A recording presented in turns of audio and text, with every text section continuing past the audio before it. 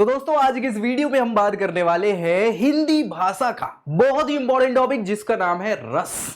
अब ये रस ना हम यहाँ पे जूस मौसम्मी वगैरह के नहीं निकाल रहे हैं, यहाँ पे हम काव्य की बात कर रहे हैं। तो हिंदी भाषा में जिस काव्य को पढ़ने से सुनने से आनंद की उत्पत्ति होती है, आनंद का अनुभव होता है, उसको रस कहा जाता है। क्या कहा जाता है? रस कहा जाता है। और मैं आपको बता दूं कि किसी भी काव्य की आत्मा जो है वो रस कहलाती है। क्या कहलाती है? रस ही किसी काव्य की आत्मा होती है। ये सीधा क्वेश्चन पूछा जाता है कि काव्य की आत्मा किसे कहा जाता है?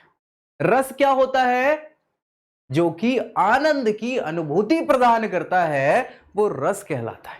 और मानव मन में जब कई बार हम काव्य पढ़ते हैं, चाहे हम कोई कहानी पढ़ लें, चाहे कोई गद्यांश पढ़ लें, चाहे कोई गद्य के अलावा पद्य पढ़ लें, कुछ भी पढ़े, कहानी संस्मरण कुछ भी पढ़ें, या फिर हम वैसे पद्यों को जनरली ज्यादा काव्य माना जाता है, तो उसमें जब हमें आनंद की अनुभूति हो, कई बार ऐसे वीर रस की चीज आ जाती। वीर रस मतलब जिसमें हमें बिल्कुल वीरता उमड़ के आ जाती कि नहीं, खूब लड़ी मर्दानी वो तो झांसी वाली रानी थी। जब ये सुन लेते हैं तो बिल्कुल वीर रस का प्रभाव हो जाता है। तो ये रस होते हैं, शरीर में बहुत सारे भाव होते हैं। कुछ भाव स्थायी होते हैं, कुछ अस्थायी होते हैं, संचार करने वाले संचारी भाव भी होते हैं। तो इन भाव जो शरीर में है, मन में है पहले से ही, और काव्य के पढ़ने से सुनने से उन भाव की उत्पत्ति हो जाती है। ऐसे भावों को हम क्या कहते हैं? स्थायी भाव कहते हैं। और इन्हीं के अंतर्गत रस आते हैं। तो सबसे पहले तो रस समझ में आया कि रस क्या है? जो आनंद की अनुभूति प्रदान करते हैं। कब करते हैं? किसी काव्य को पढ़ने से सुनने से। जब आनंद की अनुभूति होती तो उसे रस कहते हैं। और रस ही किसी काव्य की आत्मा कहलाती है। ये सीधा सीधा क्वेश्चन पूछ लिया जाता है। काव्य के अंदर क्या क्या चीजें आती? काव्यों के अंदर चीजों की बात करें तो अवयव या अंग, स्थायी भाव। स्थायी भाव होते हैं वे भाव जो मानव शरीर में स्थायी रूप से वास करते हैं। बस क्या है कि उनको थोड़ा सा हमें टोच देना पड़ता है ताकि वो निकल के आ पाए। यानी कि जब कोई काव्य पढ़ रहे हैं तो काव्य पढ़ने से सुनने से हमें वो भाव निकल के आ जाते हैं, वो स्थायी भाव होते हैं। तो यह ही रस का आधार है। क्या? स्थायी भाव ही रस का आधार होता है। वो भैया संख्याओं की बात करें तो अलग अलग विद्वानों ने 9 मानी है संख्या, लेकिन फिर बाद के विद्वानों ने 2 और भाव जोड़ दिए। क्या भैया? 2 और भाव जोड़ दिए। कौन कौन से 2 भाव जोड़ दिए? एक तो रति को जोड़ा, दूसरा वात्सल्य को जोड़ा। तो 9 और 2 कितने हो गए? 9 2 हो जाना, यानी 11 हो जाना। तो 11 होगा भैया। कितने भाव हैं? स्थायी भाव 11 भाव हैं। और यहीं से क्वेश्चन पूछा जाता है कि ये भाव कौन सा है, ये रस कौन सा है, ये वो कौन सा है। ये याद रखना, अभी हम डिस्कस डिटेल में करेंगे, डोंट वरी। ये कितने होते हैं स्थायी भाव? 11 हो गए हैं इनकी संख्याएं फिलहाल में। ये सीधा क्वेश्चन पूछा जाता है।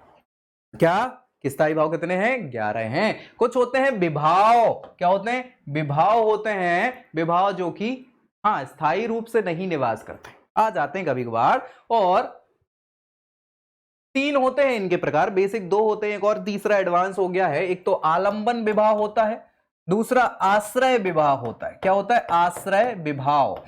और एक तीसरा जो है उद्दीपन। तो 3 प्रकार के विभाव होते हैं। कई कई जगहों पे 2 प्रकार के ही मिलते हैं, आलंबन और उद्दीपन विभाव।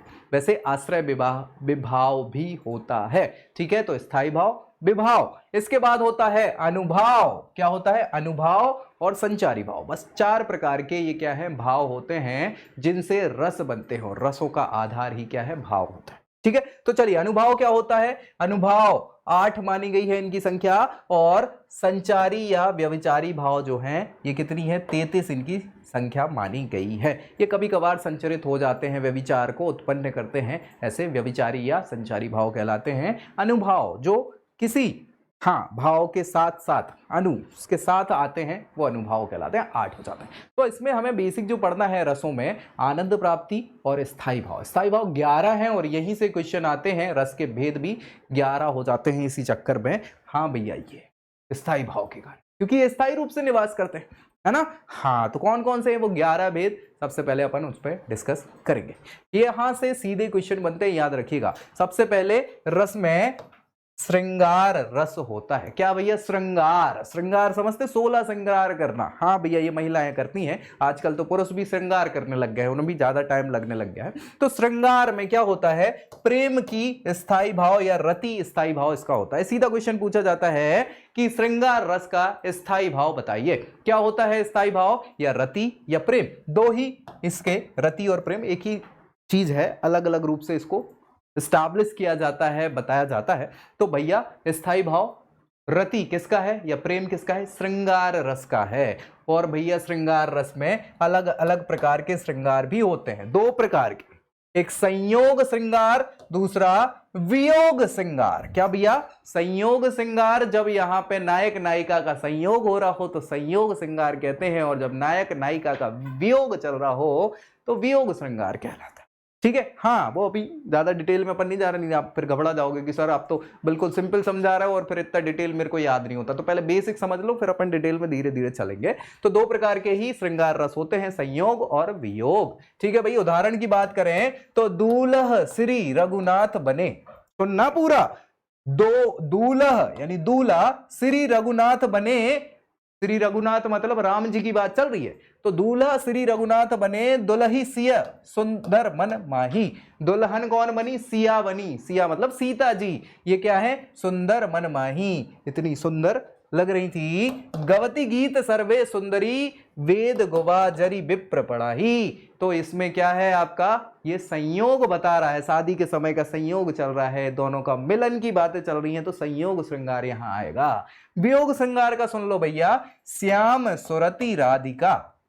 श्याम मतलब कृष्ण जी की बात चल रही है, राधिका मतलब राधा गौरी की बात चल रही है। जी हाँ, राधा जी की बात चल रही है। ठीक है, तो श्याम सुरति राधिका तख्ती तर निज तीर, असुबन करती तरोस को खिन खौरों हो नीर। मतलब क्या हो रहा है कि अश्रुओं की धार बहती चली जा रही है नीर की तरह, पानी की तरह। क्यों? वियोग हो रहा है, किसका?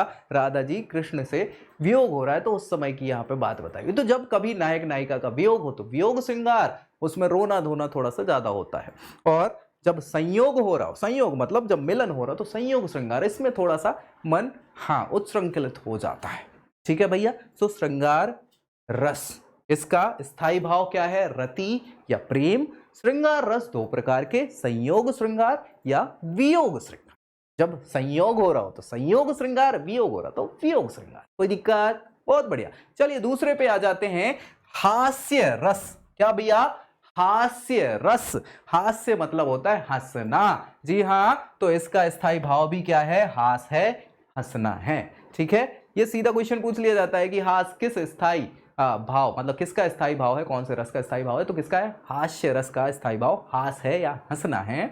जैसे भैया, तंबूरा लेके मंच पर बैठ प्रेम प्रताप, साज मिले 15 मिनट, घंटे भर आलाप।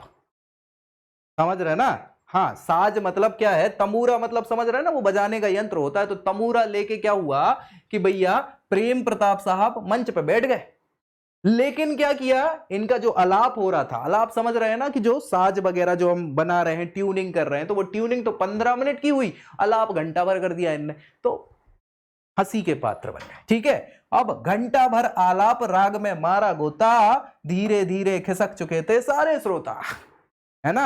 अब वो घंटे भर तक ऐसे ही चले जा रहे हैं और लोग बोर हो गए तो वो निकल लिए श्रोता। ठीक है, तो ये ऐसा हास्य की बात यहाँ पे बताई हुई। तो हास्य रस स्थायी भाव क्या? हास होता है, ये याद रखना। दो हो गए, श्रृंगार, हास्य। चलिए तीसरे रस की बात करें यहाँ पे, करुण रस। आय हाय हाय, करुण रस भैया बड़ा शोकपूर्ण होता है। जब भैया शोक हो जाता है यानी दुख आ जाता है तो वहां क्या होता है? करुण रस होता है। इसका स्थायी भाव क्या है? शोक। शोक मतलब दुख हो जाता है। कैसे है? उदाहरण की बात करें तो, मेरो सब पुरुषारथ था को, विपत्ति बटावन बंधु बहु बिन करो, भरोसों का कोट। ठीक है, तो इसमें क्या हो रहा है कि विपत्ति वगैरह आ गई है तो भाई क्या किया जाए? शोक हो रहा है, तो ये क्या हो जाता है? यहाँ पे करुण रस होता है। रौद्र रस। आय हाय हाय, रौद्र रस में हमेशा स्थायी भाव क्रोध होता है। रौद्र का स्थायी भाव क्रोध। ये पूछा जाता है कि क्रोध किसका स्थायी भाव है? तो रौद्र रस का ये स्थायी भाव है और इसमें क्रोध आता है। अब ऐसे काव्य को पढ़ो जिसमें बिल्कुल क्रोध आ जाए, तो वो कौन सा रस होगा? रौद्र रस होगा। उदाहरण, भाके लखिन कुटिल भई भो हैं, रदपट फरकत नयन रिसो हैं। ठीक है, ये कब की बात है? बाद में बताऊंगा कभी डिटेल में, डोंट वरी। चलिए वीर रस की बात करें तो वीर रस के स्थाई भाव की बात करें, क्या होता है यहाँ पे? उत्साह आ जाता है मन में। क्या आ जाता है? उत्साह आ जाता है। वीर रस का स्थाई भाव क्या है? उत्साह है। ये सीधा क्वेश्चन पूछा जाता है। उदाहरण, वीर तुम बड़े चलो, धीर तुम बड़े चलो, सामने पहाड़ हो कि सिंह की दहाड़ हो, तुम कभी रुको नहीं, तुम कभी झुको नहीं। ये ऐसा जब पढ़ते हैं, है ना? हाँ, पुष्प की अभिलाषा, मुझे तोड़ देना बनवाली, उस पथ पर तुम देना फेंक, मातृभूमि के लिए समर्पित जिस पथ जाए वीर अनेक। तो यहां पे क्या हो रहा है? वीरता का वखान हो रहा है और उत्साह की अनुभूति हो रही है, इसलिए इसको क्या वीर रस कहेंगे और इसका स्थाई भाव उत्साह होता है। ठीक है, बढ़िया। चलिए छठवें पे बात करें, भयानक। भयानक रस जो होता है इसमें भय आ जाता है, डर लगने लग जाता है। तो स्थाई भाव क्या है इसका? भय इसका स्थाई भाव है। उदाहरण, एक ओर अजगरी लखी, एक ओर मृगराई, बिकल बटोही बीच ही, परियो मूर्छा खाई।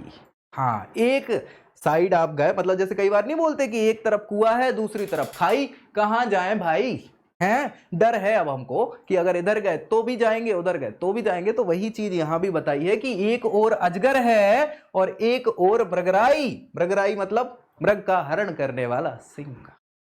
हाँ, तो अब हम कहां जाएं भैया? तो ऐसे में हमें चक्कर आ गए, हम इधर ही लुढ़क गए। ठीक है, तो ये क्या है? भयानक रस है जिसमें भय की अनुभूति होती है। तो क्या हो जाता है यहाँ पे? भयानक रस। और स्थाई भाव क्या है? भय। डन। चलिए बढ़े आगे, सातवें की बात करें, बीभत्स। बीभत्स मतलब क्या होता है यहाँ पे? घृणा। जब भाई अपन देखते हैं कि कोई भैया क्या कर रहा है, क्या होता है? घृणा। कीचड़ देख लो तो कितनी घृणा सी हो जाती है। हाँ, तो वो बीभत्स रस कहलाता है जब किसी काव्य में ऐसी उत्पत्ति होती है बीभत्सता की कि भैया ऐसी लड़ाई हुई कि उसमें लोग वाग बिल्कुल छत बिच्छत हो गए। हाँ, बिल्कुल उनके हाथ पांव बिल्कुल काट पिट पट खून ऊन बिल्कुल पड़ा हुआ है। तो कैसा लगता है? बिल्कुल घृणा होती कि यार यार कैसी खराब। हाँ, तो वो क्या है? आपका बीभत्स रस कहलाता है। इसका स्थाई भाव क्या होता है? घृणा होता है, या जुगुप्सा इसको हिंदी में एक वर्ड और बोलते हैं, तो वो भी हो जाता है स्थाई भाव इसका। उदाहरण देखो भैया, विविध रंग की उठती ज्वाल, दुर्गंधनी महकती, कहूं चर्बी चटपटाती, कहूं दलदल दहकती। मतलब क्या है कि ये वही है कि इसमें मैक्सिमम टाइम क्या है? युद्ध का वर्णन होता है काव्य में। युद्ध के वर्णन में बता रहे हैं कि कहीं कहीं भैया क्या है? अलग अलग रंग की ज्वाला, ज्वाला मतलब अग्नि उठ रही है, और भैया यहां पे दुर्गंध ही दुर्गंध महक रही है। कहीं पे देख रहे हैं कि चर्बी पड़ी हुई है, कहीं पे देख रहे हैं कि वहां पे दहकती हुई बॉडी, मतलब जलती हुई वो सारी चीजें, पूरी ज्वाला भभक रही है। तो कैसा सीन होगा वो, जब आप सोचोगे तो बिल्कुल घृणा सी आ जाएगी। वो बीभत्स रस हो जाता है आपका। ठीक है, बढ़िया। चलिए नेक्स्ट है अद्भुत रस। अद्भुत मतलब आश्चर्य की उत्पत्ति हो रही है, अद्भुत है, अरे है क्या अद्भुत। ठीक है, तो इसमें क्या होता है? हमको विस्मय हो जाता है। विस्मय समझ रहे हैं ना कि हो, तो ये क्या है? अद्भुत। अद्भुत रस, विस्मय, स्थाई भाव। अब देखो भैया उदाहरण, अखिल भुवन चर अचर सब, हरिमुख में लखी मात, चकित भई गदगद वचन, विकसित रग पुलकात। मतलब कहने की बात क्या है कि आपने एक वो कहानी सुनी होगी, किसकी? कृष्ण जी की बाल बचपन की कहानी, कि भैया वो क्या मिट्टी खा रहे थे और मम्मी ने देख लिया, तो मां पहुंची और उनको हाँ डांटने लगी कि तुम मिट्टी खा रहे हो, क्या खा रहे हो, दिखाओ मुंह। तो जब उनने मुंह खोला तो उसमें पूरी दुनिया दिख गई, तो वो बड़ी चकित हो गई कि है। तो आश्चर्य की बात। तो जब कभी काव्य में ऐसा हाँ चित्रण किया जाए कि भैया हा हा आश्चर्य की अनुभूति हो, तो उस रस को क्या कहते हैं? अद्भुत रस कहते हैं। उसमें विस्मय या आश्चर्य की अनुभूति होती है। तो ये इनके स्थाई भाव हो जाएंगे। डन, बढ़िया। चलिए नेक्स्ट है शांत रस। कौन सा रस है? शांत रस है। शांति प्राप्त करना है अपने को, बिल्कुल शांत बने रहो। तो शांत रस में क्या होगा? स्थाई भाव ये होगा आपका साम या निर्वेद इसको बोलते हैं। मतलब हमें कोई फर्क नहीं पड़ता, बिल्कुल शांति, साम, निर्वेद, ठीक है, हाँ बिल्कुल शांति वाला। तो शांत रस ऐसा होता है, स्थाई भाव साम या निर्वेद होता है। जैसे भैया मन रे तन का दन का पुतला, लागो बूंद विनस जाए छिन में, गर्व करे क्या इतना। कहने की बात यह है कि भाई साहब अपने शरीर पे आप इतना घमंड करते हैं, ये हाँ क्या होता है, कई बार बहुत खूबसूरत लोग होते हैं तो उन्हें बड़ी अपने अपने अपने शरीर पे बड़ी ईगो सा नहीं हो जाता है कि हाँ भाई घमंड हो जाता है कि है मैं तो बड़ा खूबसूरत हूं। तो ऐसे यहाँ पे आई कि भाई ये शरीर का क्या ही तुमको वो करना, घमंड करना, ये तो ऐसा है कि जल जाएगा, ये माटी का पुतला है, माटी में मिल जाएगा, है कि नहीं। तो वही शांति बरतना, निर्वेद। डन, बहुत बढ़िया। नेक्स्ट वात्सल्य रस, ये हमने बात करी थी, वात्सल्य रस जो बाद में जोड़ा गया। वात्सल्य में क्या है, ममत्व तो आ जाता है, वत्सल आ जाता है ना। वात्सल्य ये किसी में भी हो सकता है, भाई बहन में हो सकता है ना, और पुत्र पिता में हो सकता है, माता पुत्र में हो सकता है, मतलब इस टाइप का वात्सल्य की बात यहाँ पे आती है। हाँ, तो वत्सल इसको स्थायी भाव के रूप में जाना जाता है। ठीक, जैसे किलकत कान घुट रोवन आवत, मणिमय कनक नंद के आंगन, बिंब परक्रे धावत। कहने का मतलब ये है कि भाई घुटनों के बल क्या है, हाँ कौन आ रहे थे यहाँ पे, कान्हा आ रहे थे, और यहाँ पे नंद के आंगन में क्या हो रहा था, क्या हो रहा था, हाँ भैया बिंब पंक रवे आवत, बिंब का उनका देखना हो रहा था। तो भैया लोग बात कहते बिल्कुल बत्सल के साथ कि भैया नंद उनको देख रहे हैं घुटनों पे चलते हुए आते हुए, तो ये बत्सल दिख रहा है, पिता पुत्र का बत्सल है, वात्सल्य है ना। हाँ, तो आखिरी भैया रस क्या बचा है यहाँ पे, भक्ति रस। और ये भक्ति रस पे अपन आगे डिस्कस करेंगे भी, क्योंकि अपने को हाँ सगुण और निर्गुण भक्ति शाखा पे भी तो डिस्कस करना है, वहां से बहुत सारे क्वेश्चन आ जाते हैं। भक्ति रस, इसमें क्या की जाती है, भक्ति की जाती है, अनुराग या रति की उत्पत्ति होती है, इसलिए इसके स्थायी भाव क्या है, अनुराग या रति इसके स्थायी भाग है। जैसे राम जपूं बावरे, घोर भाव नीर निधि नाम निज नावरे। मतलब यहाँ पे भक्ति की जा रही है किसकी, राम नाम ले ले, राम नाम जप ले, राम राम राम राम, समझ पा रहे हो। तो भक्ति की जा रही किसकी, राम जी की भक्ति की जा रही है। तो यहाँ पे भक्ति रस आ जाएगा, जिसमें हाँ रति या फिर क्या आ जाता है, अनुराग की उत्पत्ति होती है। तो इसका स्थायी भाव रति या अनुराग हो जाता है, ये आपका भक्ति रस हो जाता है। तो 11 के 11 रस हमने पढ़ लिए और इनके स्थायी भाव पढ़ लिए, और ये कई बार पूछे जाते हैं एग्जाम्स में, सो इसलिए याद रखना है आपको। यहां से 100% 2 से 3 क्वेश्चन पूछे जाते हैं हिंदी भाषा के। चलो स्थायी भाव तो हो गया, बात बची है विभाव की, ये भी पढ़ लेते हैं, डिस्कस कर लेते हैं।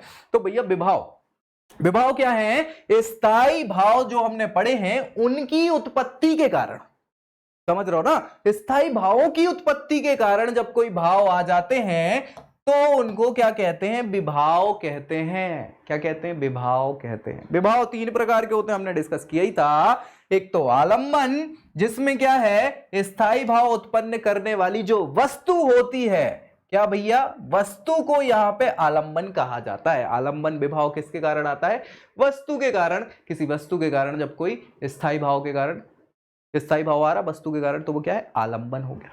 ठीक है, आश्रय मतलब जिस जगह पे वो आ रहा है, तो आएगा किसी व्यक्ति में ही। हाँ, तो स्थायी भाव जिस व्यक्ति में उत्पन्न हो जाएगा उसको क्या कहेंगे, आश्रय विभाव कहेंगे। कोई दिक्कत। उद्दीपन में क्या है, उद्दीपन ऐसा है कि भाई ये उत्तेजना प्रोवाइड करता है, मतलब उत्तेजित कर देता है, उत्तेजना फैला देता है। तो बस जब किसी स्थायी भाव के कारण जो उत्तेजना होती है, तो भैया देश काल परिस्थिति या आलंबन की चेष्टाओं को ही क्या कहते हैं, उद्दीपन कहा जाता है। उत्तेजना जो आ जाती है, वो किसी भी भाव की आ जाए तो वो क्या है, उद्दीपन विभाव कहलाता है। तो भैया स्थायी भाव पढ़ लिए, विभाव पढ़ लिए, रस पढ़ लिए, 11 के 11, और यहीं से क्वेश्चन आते हैं। समझ में आ गई। तो भाई अब अगर कोई डाउट बचे तो जरूर कमेंट कर देना। बाकी मुझे लगता है कि इस वीडियो के लिए इतना पर्याप्त है। तो भाई रस कंप्लीट हो गए, दोस्तों में शेयर कर देना और चैनल सब्सक्राइब कर लेना, ताकि सारी तैयारी परीक्षाओं की यही इसी चैनल पर हो जाए। और अगली वीडियो में नेक्स्ट टॉपिक्स के साथ मिलेंगे, तब के लिए